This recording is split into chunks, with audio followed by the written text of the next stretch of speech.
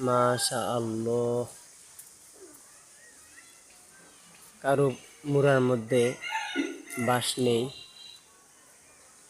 আবার কোনো গরিব লোক আছে ঘরের মধ্যে পালাও দিতে পারে না বাঁশের কারণে।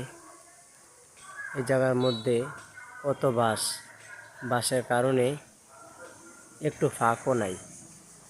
এই বাঁশটির নাম হচ্ছে বরাক বাঁশ।